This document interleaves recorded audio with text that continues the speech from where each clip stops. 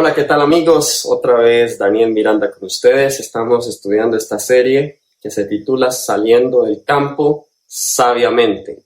Y comenzamos dando en nuestra primera presentación 3 razones por las cuales deberíamos salir de las ciudades. Vamos a continuar con ese mismo tema, está en la parte 2. ¿Por qué salir de las ciudades? Parte 2, vamos a dar 3 razones más, y dijimos que estamos dando estas razones en orden de importancia. La primera, la más importante de todos, por nuestra espiritualidad. La segunda, para la salvación de tu familia. La tercera, para la evangelización. Vamos a ver hoy 3 más, pero antes de hacerlo, vamos a orar. Querido Señor, te damos gracias porque nos dejas consejos pertinentes para nuestro tiempo, y en cada consejo piensas en nuestro bien. Señor, dame claridad de mente para poder explicar tu palabra en Jesús. Amén. Muy bien, la cuarta razón es para la preservación de la salud. Volviendo de nuevo a Génesis 1 y 2, primero nuestro fundamento bíblico, vemos que Dios, pensando en el bienestar del ser humano, lo coloca en un huerto.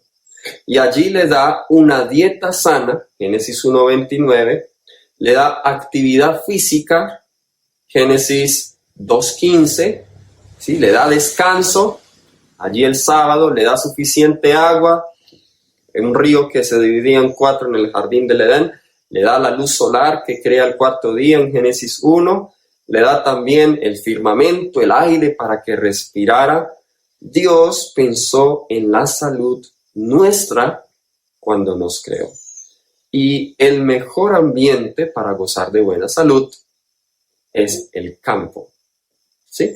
De hecho, hoy con esta situación del COVID-19, han salido muchos artículos que nos hablan que las personas que viven en las ciudades más contaminadas del mundo son las que más están sufriendo por COVID-19. También aquellas personas que tienen una dieta a base de carnes son aquellos que sufren más. Igual sucede también con la salud física en cuanto a vivir en las ciudades.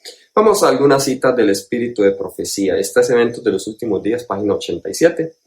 También tomada del Ministerio de Curación, página 144. Si a muchos de los que viven en las ciudades y que no tienen ni 1 metro cuadrado de hierba que pisar y que año tras año no han mirado más que patios sucios y estrechos, callejones, paredes de ladrillo y pavimentos, y un cielo nublado de polvo y humo, se les llevara a algún distrito rural, en medio de campos verdes, de bosques, de collados y arroyos, bajo un cielo claro y con aire fresco y puro, casi les parecería estar en el paraíso. Conozco gente que hemos invitado acá a nuestra finca, donde vivimos en el campo, que vienen de la ciudad, vienen del estrés, y esa gente llega acá y se sienten como en el cielo.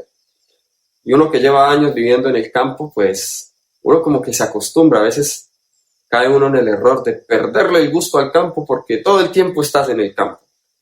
Pero cuán ciertas son estas palabras. Esta otra cita, página 87, dice: el ambiente físico de las ciudades es muchas veces un peligro para la salud. La exposición constante al contagio, el aire viciado, el agua impura, el alimento adulterado, las viviendas oscuras, malsanas y atestadas de seres humanos son algunos de los muchos males con que se tropieza. No era el propósito de Dios que los hombres vivieran hacinados en las ciudades, amontonados en terrazas y viviendas. Interesante lo que nos dice: expuestas al constante contagio, el aire viciado. Hoy, la mayoría de las personas que están enfermas del COVID-19 son personas que viven en zonas urbanas. Están más expuestas al aire viciado, al agua impura. Están atestadas, viven en hacinación en las ciudades. Por eso Dios quiere que su pueblo viva en el campo, porque quiere que gocen de mejor salud. Una vez, cuenta la historia, un padre quiso enseñarle a su hijo, un padre de mucho dinero quiso enseñarle a su hijo qué era la verdadera riqueza. Entonces él lo mandó a la finca de su hermano, o sea, al tío del niño. Y lo dejó una semana ya, y después de recogerlo esa semana le dijo, bueno hijo, ¿qué aprendiste? Él dijo, en realidad papá, creo que los ricos son ellos y nosotros somos los pobres. Porque mientras nosotros tenemos un gatito, ellos tienen vacas, toros, gallinas. Mientras nosotros tenemos que comprar la lechuga, ellos tienen en cantidades y la cogen cuando quieran. Nosotros solo tenemos un patiecito de 1 metro, 2 metros cuadrados, pero ellos tienen un patio inmenso donde pueden correr. En fin, creo que ellos son más ricos que nosotros. Sí, la gente que vive en el campo goza de más beneficios. Vamos a nuestra quinta razón, y esta la he puesto en ese orden de importancia, ya voy a explicar por qué. Es para hacer provisión de alimentos. Apocalipsis 13:17, vamos primero siempre al fundamento bíblico, porque la Biblia debe ser nuestra base. Apocalipsis 13:17 nos habla de un periodo en el futuro muy crítico que vendrá sobre el pueblo de Dios, una crisis financiera. Dice que ninguno pudiese comprar ni vender sino el que tuviera la marca o el nombre de la bestia o el número de su nombre. De acuerdo a la profecía bíblica, viene una crisis donde no podremos comprar ni vender a menos que adoremos a la bestia. Y como viene ese tiempo, para ese tiempo que será aún antes del cierre de la gracia, necesitamos hacer provisiones. Algunas citas del espíritu de profecía. El Señor quiere que las familias de su pueblo, esa es la página 87. El Señor quiere que las familias de su pueblo se trasladen al campo, donde puedan establecer sus casas y cultivar sus propias frutas y verduras, y donde sus hijos puedan estar en contacto directo con las obras de Dios manifestadas en la naturaleza. Llevad a vuestras familias lejos de las ciudades, es mi mensaje. Note que otro de los propósitos, dice ella acá, es cultivar sus propias frutas y verduras. ¿Pero por qué? Hay otra cita más clara aún en la misma página. Una y otra vez, el Señor ha instruido a los miembros de su pueblo a que saquen sus familias de las ciudades y las lleven al campo, donde puedan cultivar sus propias provisiones. Y ahora noten que aquí va a dar la razón, porque en el futuro el problema de comprar y de vender será muy serio. Ahora deberíamos prestar atención a la instrucción que se nos ha dado vez tras vez. Salid de las ciudades e id a los distritos rurales, donde las casas no estén apiñadas una al lado de otras y donde estaréis libres de la interferencia de los enemigos. La sierva del Señor, previendo esta crisis, inspirada por el Espíritu Santo, nos dice el problema de comprar y vender será muy serio. Ahora, ¿por qué dije que la puse en el número 5? Mucha gente hoy, en especial ahora que ven lo del COVID-19, no pueden comprar lo suficiente. Algunas personas se han quedado sin trabajo, están pasando hambre. Dicen, no, vieron, ahora sí tenemos que salir al campo. Pero salir solo por hacer provisión de los alimentos, para mí es una razón egoísta. Noten lo que estoy diciendo, si usted solo sale por esto nada más. ¿Por qué? Porque se está pensando es en usted mismo. Está pensando en su propio alimento, está pensando en su propia supervivencia. Pero si nosotros salimos y cultivamos alimentos pensando en la tercera razón, la evangelización, todo es un medio para evangelizar. Si yo no solamente pienso en mis propios alimentos, sino que voy a cultivar para los hermanos pobres que están en la ciudad, que no pueden salir, y poderles dar, poderles ayudar, es algo muy distinto. En nuestra cuarta presentación vamos a ver algunas excepciones. Hay personas que aunque quieran salir, no pueden salir. Y el Señor entiende eso. Y nosotros, los que estamos en el campo, los que podamos salir al campo, debemos cultivar para hacer provisión para el hambre de nuestros hermanos que estarán en las ciudades. Y cuando lo vemos desde esa perspectiva, lo vemos con un propósito más redentivo, más alterocéntrico, más de acuerdo al carácter de Cristo. Sexta razón y última, para escapar de los juicios de Dios.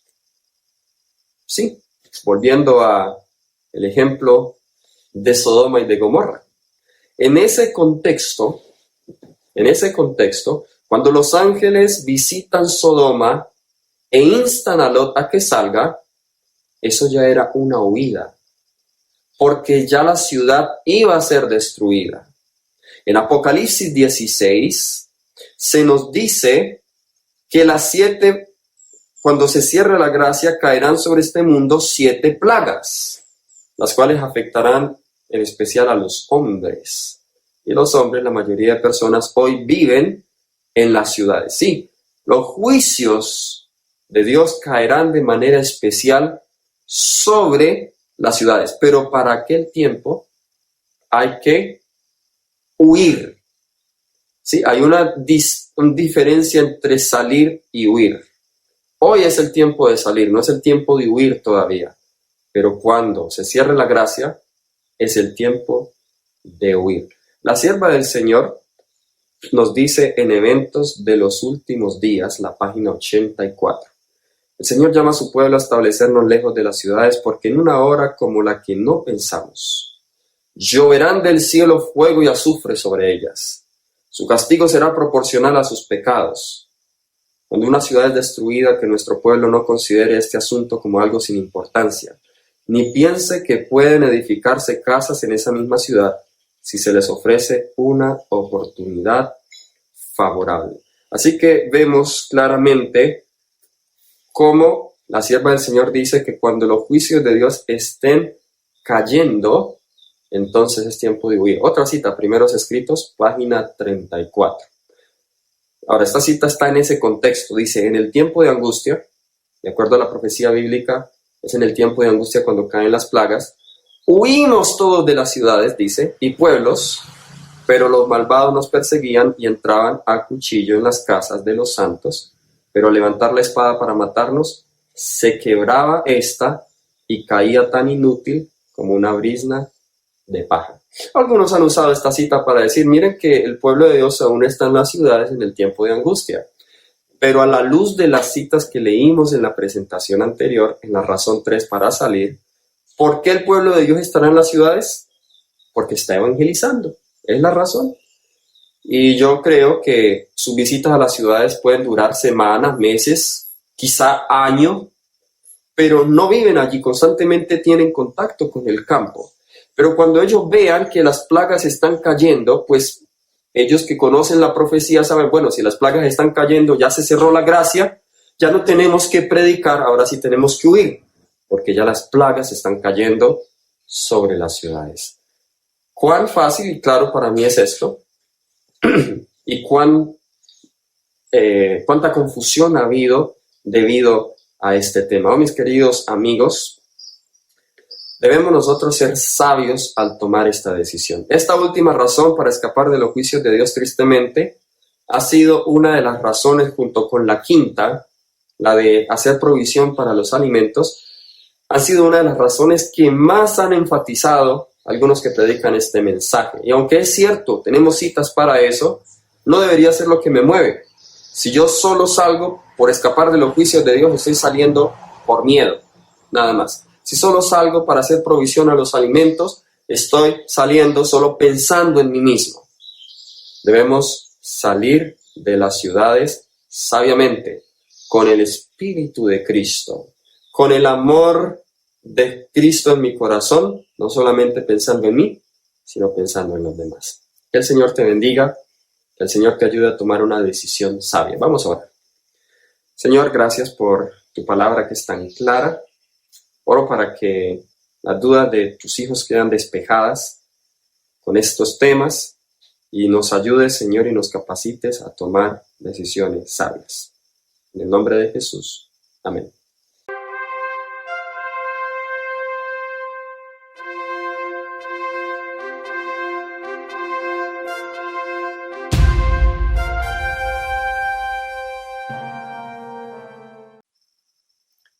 ¿Qué tal, amigos? Una vez más, Daniel Miranda con ustedes en este importante tema de saliendo al campo sabiamente.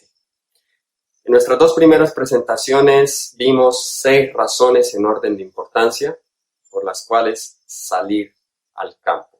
Y dimos muchas citas del espíritu de profecía donde la salida al campo es un mensaje, es un consejo que se nos da en tiempo presente. Así que vamos ahora a ampliar en ese punto, y esta tercera presentación se titula ¿Cuándo salir de las ciudades? Y aquí vamos a tratar de aclarar algunos pasajes un poco complicados en cuanto al tiempo de salir. Con los pasajes anteriores que ya repasamos sería suficiente, pero también debemos considerar aquellas citas que son un poco difíciles de comprender. Vamos a pedir la dirección del Señor. Gracias, Señor, te damos por los mensajes de tu palabra. Estamos viviendo en un tiempo de crisis y hay hijos tuyos, sinceros, que quieren conocer tu voluntad en esta área. Señor, revélala claramente. Ayúdanos, Señor, a tomar decisiones sabias. En el nombre de Jesús. Amén. Muy bien, vamos entonces a estudiar bíblicamente cuál fue la señal que Jesús dio para determinar el tiempo para salir de las ciudades. Una vez alguien preguntó cuando yo presenté este mensaje, pero bíblicamente, ¿dónde dice que hay que salir de la ciudad? Bueno, ya hemos dado algunos fundamentos bíblicos.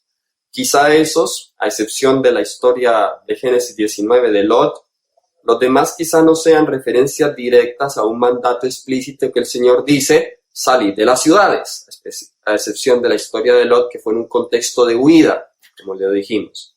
Pero hay otro pasaje, y este es un pasaje de peso porque está en Mateo 24, y Mateo 24, como ustedes ya deben conocer, está hablando de las señales del tiempo del fin, lo que sucedería antes de la segunda venida de Jesús. Jesús habla de terremotos, pestes, hambres, guerras, rumores de guerras, y luego en el versículo 15 da una señal, nos dice, por tanto, cuando veáis en el lugar santo la abominación desoladora de que habló el profeta Daniel, el que lee, entienda.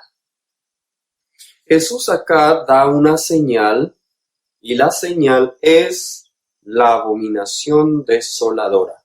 Y nos dice que fue el profeta Daniel que habló de ella. ¿Qué debía hacer el pueblo cuando viera esa abominación desoladora? Entonces los que estén en Judea huyan a los montes. Ahora, 2 detalles muy importantes que queremos definir acá. Número 1, ¿qué es la abominación desoladora? Número 2, ¿dónde se pone la abominación desoladora?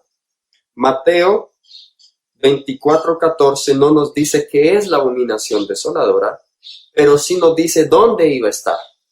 Y nos dice que iba a estar en el lugar santo. Ahora no sabemos si este es el lugar santo del santuario, si es otro lugar santo. Por ahora solo nos dice lugar santo. Ahora en Daniel hay 4 lugares porque Jesús nos dirige a Daniel. Daniel fue quien habló de la abominación desoladora.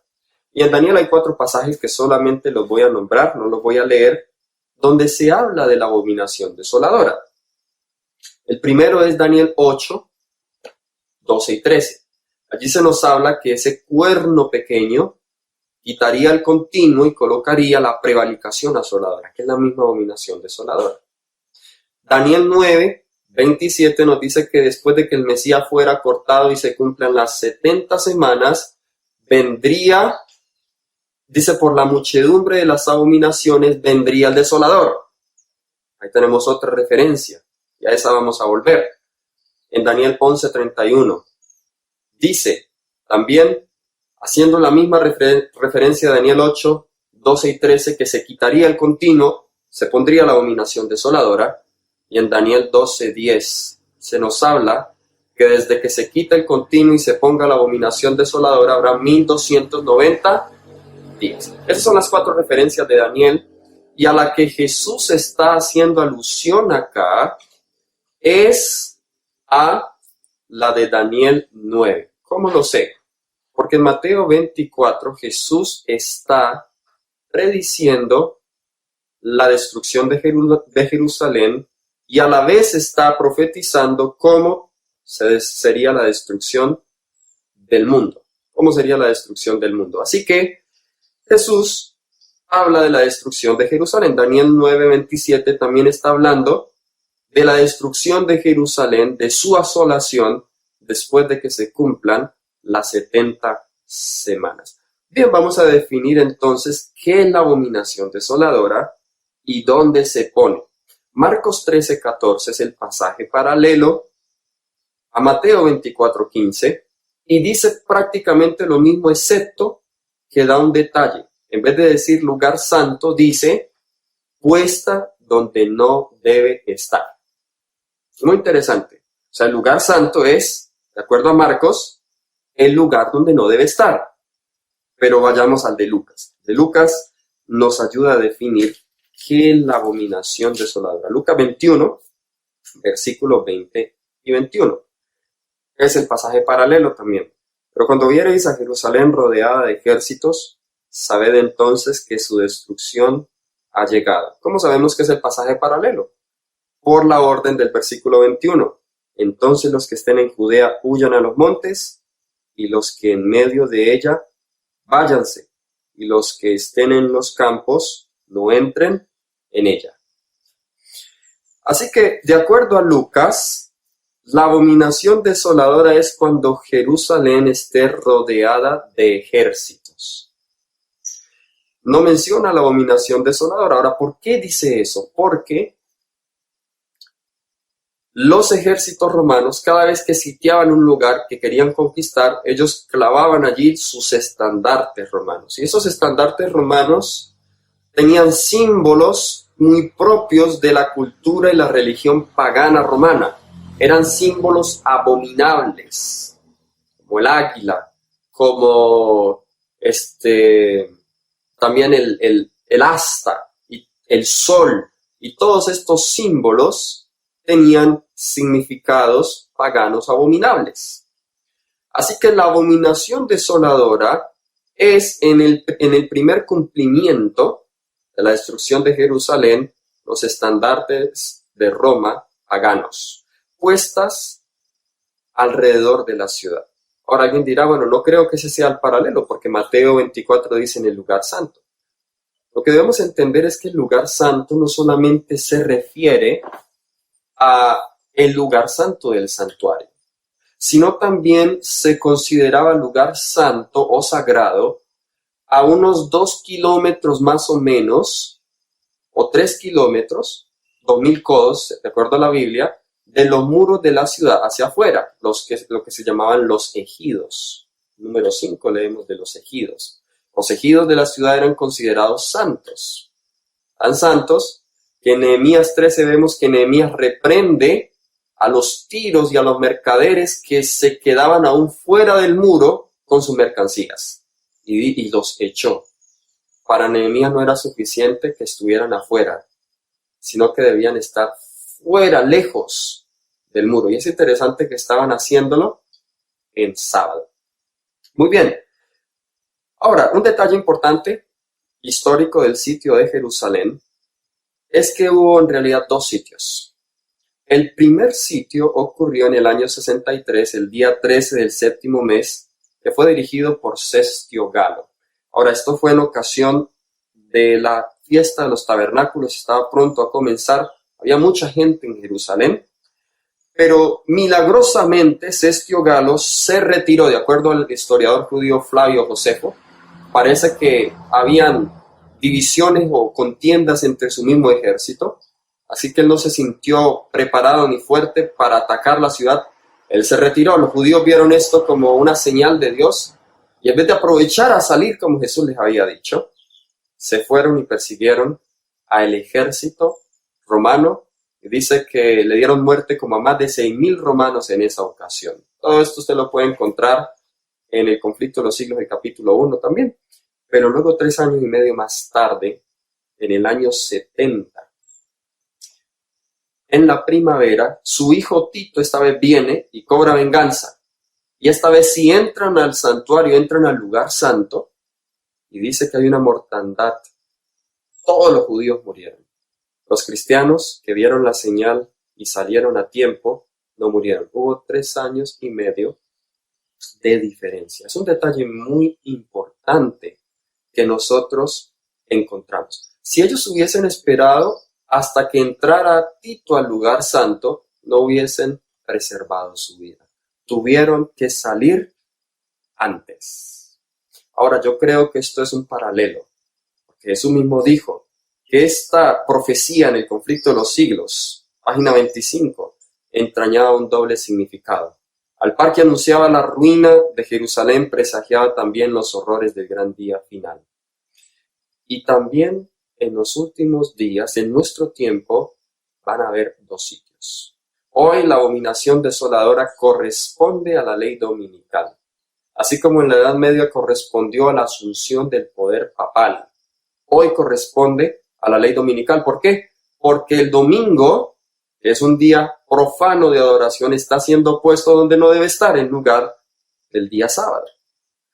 El espíritu de profecía confirma eso y nos dice, esto se encuentra en Joyas de los Testimonios, tomo 2, página 165 y 166. No está lejano el tiempo en que, como los primeros discípulos, seremos obligados a buscar refugio en lugares desolados y solitarios. Ahora el paralelo, noten. Así como el sitio de Jerusalén por los ejércitos romanos fue la señal para que huyesen los cristianos de Judea, así la asunción de poder por parte de esta nación, los Estados Unidos, con el decreto que imponga el día de descanso papal, será para nosotros una amonestación.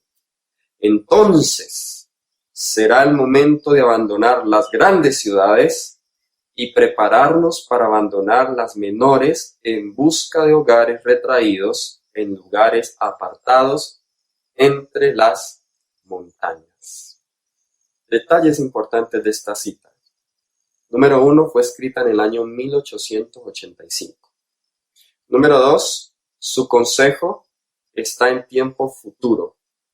Expresiones como no está lejano el tiempo, y luego dice, será para nosotros una amonestación, nos indica que cuando ella escribió esto, el mensaje de salir de las ciudades era aún en tiempo futuro. No era todavía una verdad presente. Y debemos entender el contexto en la que ella está escribiendo esto. Voy a cerrar con esto. En la siguiente presentación seguiremos ampliando este punto. Es porque alrededor de la década de los 80 y de los 90, en los Estados Unidos del siglo XIX, había un movimiento muy fuerte a favor del domingo.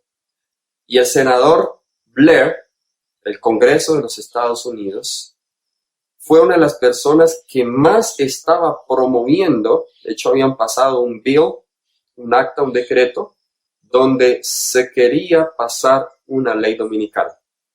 La Iglesia Adventista envió 2 representantes en el año 1888, justo después del Congreso de Minneapolis. Entre esos estaba el pastor A.T. Jones, para que representaran la iglesia y defendieran los principios de libertad religiosa. Hemos entendido, y vamos a ampliar este punto, que este fue el primer sitio, paralelo al sitio de Cestio Galo. Y en la siguiente presentación vamos a ver más razones por las cuales entendemos que este es el primer cumplimiento al primer sitio. Y desde este tiempo en adelante, el Señor repetidamente nos ha instado a salir de las ciudades. El Señor... ¿Qué tal, amigos? Una vez más, Daniel Miranda con ustedes. Y estamos ya en nuestra última presentación de esta miniserie intitulada Saliendo al campo sabiamente. Y en la presentación anterior tratamos de responder a una pregunta: ¿cuándo salir? Y vamos a continuar el punto que quedó inconcluso y luego vamos a dar algunos consejos prácticos de cómo salir de las ciudades. Dijimos que Jesús dio una profecía de la abominación desoladora y que esta profecía tuvo su cumplimiento primario en la destrucción de Jerusalén, y que hubo dos sitios, uno por Cestio Galo, milagrosamente él se retira, y otro por Tito, 3 años y medio más tarde, cuando toda la ciudad fue destruida. De acuerdo a la sierva del Señor en el capítulo 1 del conflicto de los siglos, ni un cristiano pereció porque atendieron la señal. Yo trato de pensar en esos cristianos. Salieron, predicaron que Jerusalén sería destruido, pero pasaron los años, nada. Quizá muchos de ellos se vieron tentados, vieron que los negocios, vieron que la vida en Jerusalén continuaba normalmente. Su fe fue probada, pero el tiempo llegó en que esa profecía se cumplió. Dios dio suficiente tiempo, 3 años y medio, para que aquellos que no salieron cuando vieron la señal aún tuviesen oportunidad de salir. Y creo yo, y voy a dar las razones, que esto tiene paralelo con los primeros intentos que se hicieron en los Estados Unidos de pasar una ley dominical. Algunos dirán, bueno, yo no le veo la razón, porque nunca se pasó. Pues justamente esa es la razón, porque nunca se pasó. Pero hay una segunda razón que es la que más me hace pensar que este es un paralelo, el primer sitio de Cestio Galo es un paralelo con la propuesta que se dio en la década de 1880 en los Estados Unidos. Y es porque después de esta fecha, nosotros vemos el cambio de tono en la sierva del Señor en cuanto al mensaje de salir al campo. Habíamos dicho que la cita que nos muestra que la ley dominical es paralela con el sitio de Jerusalén fue escrita en el año 1885. Pero luego encontramos otra cita en 1897 que nos dice, esta se encuentra en De la ciudad al campo, página 20. El mundo protestante ha establecido un día de reposo idolátrico. Ahora note el tiempo verbal, dice ha establecido, eso es pasado. Es como si ella estuviese diciendo que ya se ha pasado una ley dominical. Estos intentos continuaron aún en la década de los 90. El mundo protestante ha establecido un día de reposo idolátrico en el lugar donde debería estar el sábado de Dios, como dice Marcos, en el lugar donde no debería estar. Y va en pos de las pisadas del papado. Noten que aunque no se había pasado una ley dominical oficialmente, ya estaba en el corazón, ya estaba en la mesa del mundo protestante. Por esta razón, veo la necesidad que las familias del pueblo de Dios se trasladen fuera de las ciudades a lugares apartados del campo donde puedan cultivar la tierra y cosechar los productos que ellas mismas siembren. Muy interesante que ahora ya el consejo está en tiempo presente y la razón es porque el mundo protestante ha establecido un día de reposo idolátrico. Año 1900, Joyas de los Testimonios, tomo 2, página 454. Salid de las grandes ciudades tan pronto como sea posible.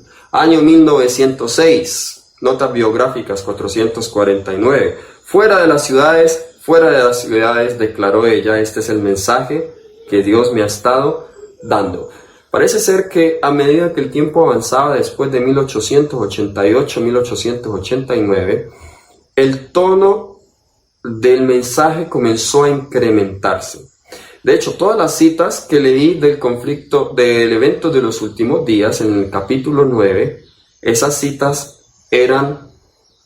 fueron escritas después de 1888. Y en todas esas citas, el consejo para salir de las ciudades no era algo futuro, sino que era algo presente. Así que debemos estudiar la cita en contexto. La cita que vimos, que está en Joyas de los Testimonios, en realidad la fuente original es Testimonios para la Iglesia, tomo 5. Y cuando usted lee al principio de los Testimonios para la Iglesia, tomo 5, hay una sección del libro introductoria que se llama Los tiempos del tomo 5. Usted leerá ahí qué estaba sucediendo en Estados Unidos cuando ella escribe ese volumen.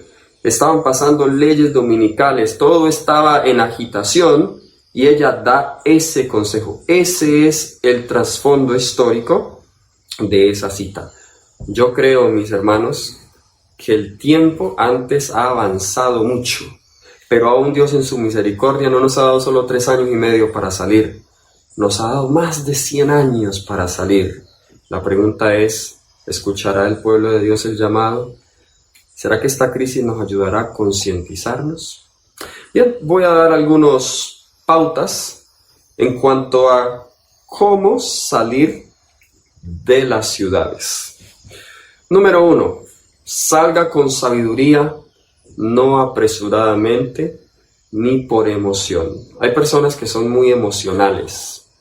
Compartí un link de un tema de estos con alguien que dio a un compañero, y antes de que incluso viera el tema, la persona se puso a llorar, muy angustiada. No puedo, aún estoy en la ciudad. Hay personas que responden de una manera muy emocional y apresurada.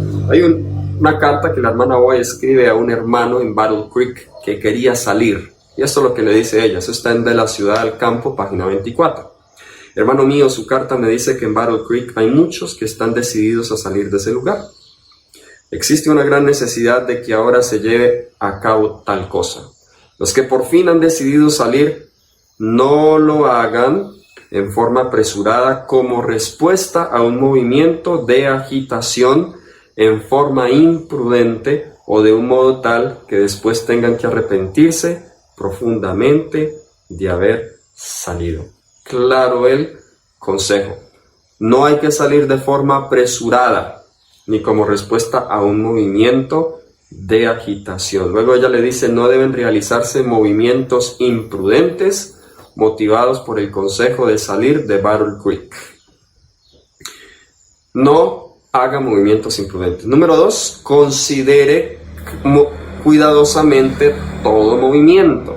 Ahí mismo en la página 25 de La Ciudad al Campo dice, no debe realizarse ningún movimiento sin considerar cuidadosamente ese movimiento y sus resultados.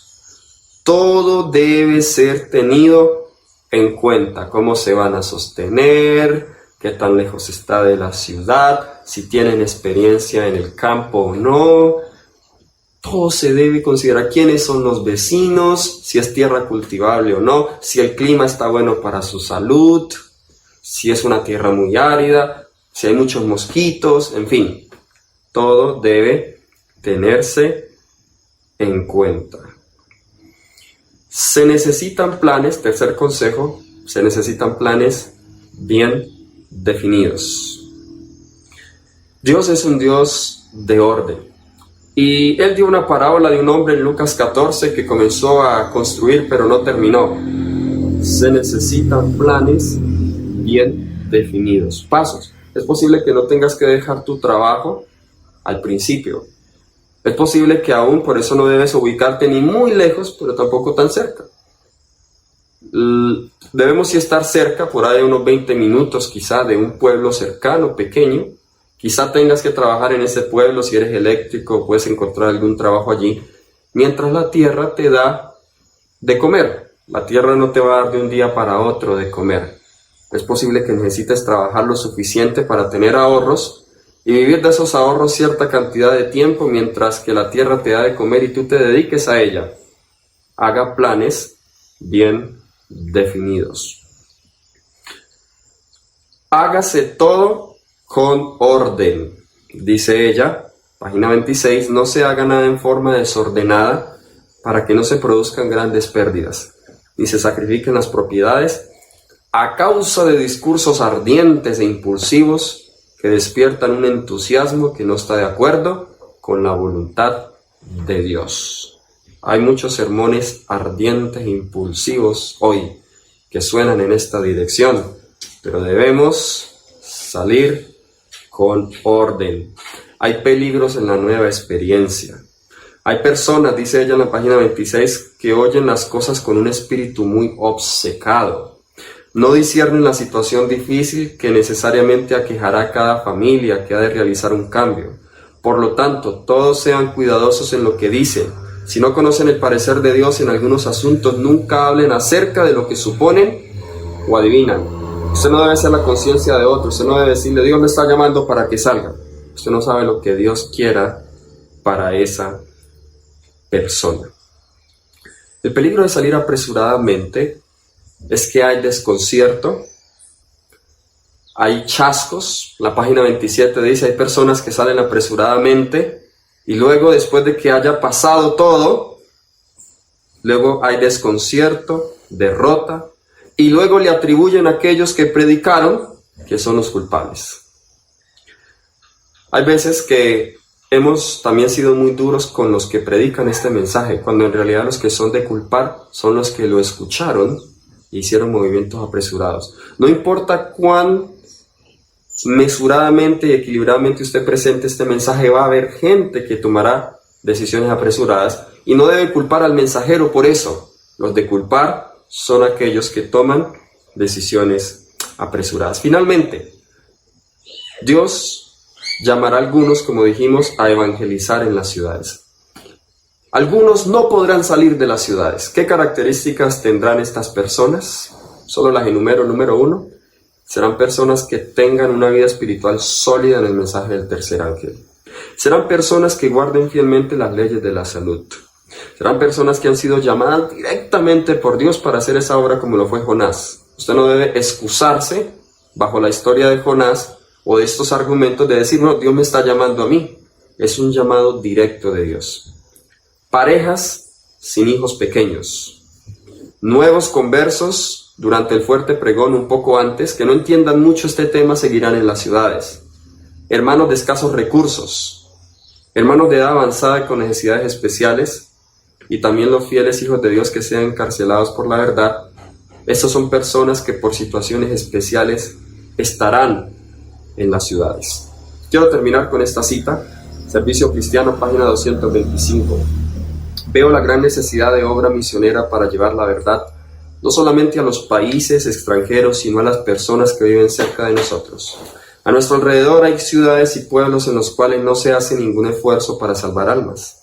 ¿Por qué no se establecen en esas ciudades y pueblos algunas familias que conocen la verdad presente para implantar allí el estandarte de Cristo, trabajando con humildad, no según sus propios métodos, sino según los métodos de Dios, para llevar la luz a los que no la conocen?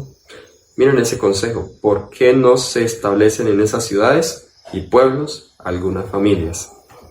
Interesante que aquí antes insta a algunas familias a que se establezcan en las ciudades, pero ya vimos, debemos estudiarlo a la luz de otras citas.